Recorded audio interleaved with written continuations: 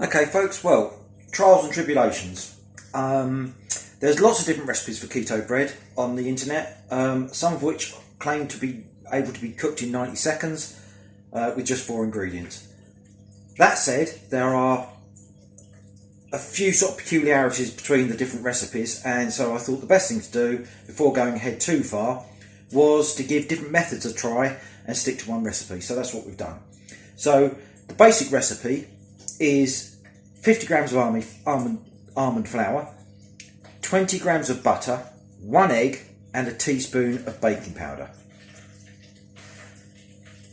As an aside, I couldn't get almond flour, so I got ground almonds and then ground them using a coffee mill actually to turn it into a fine flour. Now the finer the flour, the more of a rise you'll get.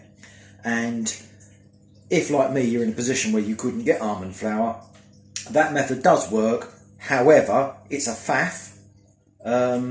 And I would say if you're going to do it on any kind of regular level, just bite the bullet and buy some online and go for extra fine flour rather than just ordinary flour, apparently.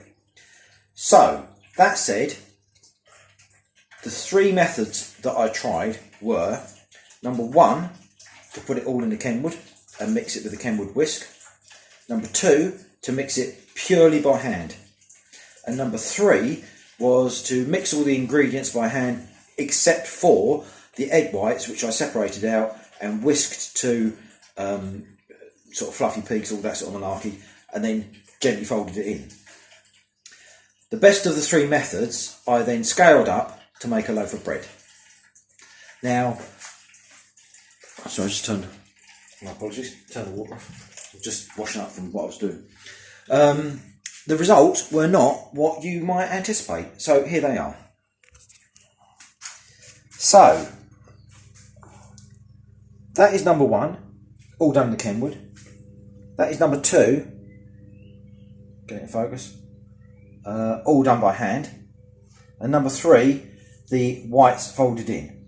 And that on the end there is a loaf, which, to be fair, hasn't risen a great deal. However, what I'm now going to do with it is I'm going to cut it into fingers, thick fingers, probably 4, and then slice them and then put the filling in, so that it will make a perfectly decent sort of small sandwich roll type arrangement for work next week. Now, of the 3, I would say overall the one that worked the best is the one in the middle. In each case, what I did was mix the batter in the various different ways that I said, then poured them, in my case, into a small Pyrex, put them in the microwave for 90 seconds, and that's how they more or less came out. However, they did look a bit anemic, and so as I was cooking the bread in the oven anyway, I just popped them in just to give them a little bit of a brown on the outside. And when I sliced them in half, I will be toasting them, I think, on both sides, and then putting a filling in. In my case, probably bacon and Philadelphia. But there you go. And in the meantime, because they do come out looking a bit cake-like, I thought, well, why not just use some ground almonds and all the other ingredients in exactly the same proportions, put some lemon peel in, the juice of a lemon, a bit of lemon essence, and make a lemon cake.